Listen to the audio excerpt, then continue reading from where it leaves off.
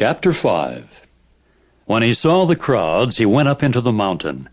And after he sat down, his disciples came to him, and he opened his mouth and began teaching them, saying, Happy are those conscious of their spiritual need, since the kingdom of the heavens belongs to them. Happy are those who mourn, since they will be comforted. Happy are the mild-tempered ones, since they will inherit the earth. Happy are those hungering and thirsting for righteousness, since they will be filled. Happy are the merciful, since they will be shown mercy. Happy are the pure in heart, since they will see God. Happy are the peaceable, since they will be called sons of God. Happy are those who have been persecuted for righteousness' sake, since the kingdom of the heavens belongs to them. Happy are you when people reproach you and persecute you, and lyingly say every sort of wicked thing against you for my sake. Rejoice and leap for joy, since your reward is great in the heavens. For in that way they persecuted the prophets prior to you. You are the salt of the earth. But if the salt loses its strength, how will its saltness be restored? It is no longer usable for anything, but to be thrown outside to be trampled on by men.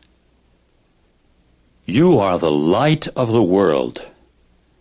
A city cannot be hid when situated upon a mountain. People light a lamp and set it not under the measuring basket, but upon the lampstand, and it shines upon all those in the house. Likewise, let your light shine before men, that they may see your fine works, and give glory to your Father who is in the heavens. Do not think I came to destroy the law or the prophets. I came not to destroy, but to fulfill. For truly I say to you that sooner would heaven and earth pass away than for one smallest letter or one particle of a letter to pass away from the law by any means, and not all things take place. Whoever therefore breaks one of these least commandments and teaches mankind to that effect, he will be called least in relation to the kingdom of the heavens. As for anyone who does them and teaches them, this one will be called great in relation to the kingdom of the heavens. For I say to you that if your righteousness does not abound more than that of the scribes and Pharisees, you will by no means enter into the kingdom of the heavens. You heard that it was said to those of ancient times, You must not murder, but whoever commits a murder will be accountable to the court of justice. However, I say to you that every one who continues wrathful with his brother will be accountable to the court of justice. But whoever addresses his brother with an unspeakable word of contempt will be accountable to the Supreme Court. Whereas whoever says, You despicable fool, will be liable to the fiery Gehenna. If then you are bringing your gift to the altar, and you there remember that your brother has something against you, leave your gift there in front of the altar and go away. First make your peace with your brother, and then when you have come back, offer up your gift.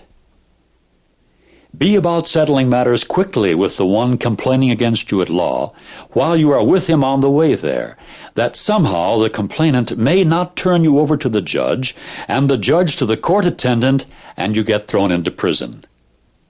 I say to you for a fact, you will certainly not come out from there until you have paid over the last coin of very little value. You heard that it was said, You must not commit adultery. But I say to you that every one that keeps on looking at a woman so as to have a passion for her has already committed adultery with her in his heart.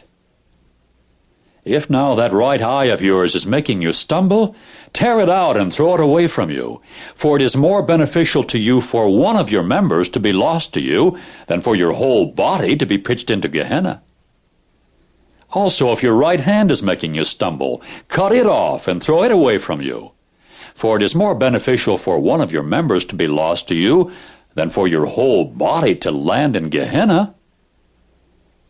Moreover, it was said, Whoever divorces his wife, let him give her a certificate of divorce. However, I say to you, that every one divorcing his wife, except on account of fornication, makes her a subject for adultery, and whoever marries a divorced woman commits adultery. Again, you heard that it was said to those of ancient times, "You must not swear without performing, but you must pay your vows to Jehovah." However, I say to you, do not swear at all, neither by heaven, because it is God's throne, nor by earth, because it is the footstool of his feet, nor by Jerusalem, because it is the city of the great King. Nor by your head must you swear, because you cannot turn one hair white or black. Just let your word yes mean yes, your no, no. For what is in excess of these is from the wicked one. You heard that it was said, eye for eye and tooth for tooth.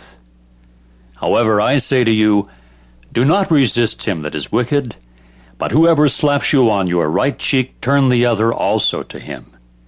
And if a person wants to go to court with you and get possession of your inner garment, let your outer garment also go to him.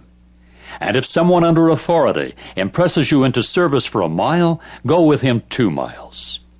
Give to the one asking you, and do not turn away from one that wants to borrow from you without interest. You heard that it was said, you must love your neighbor and hate your enemy.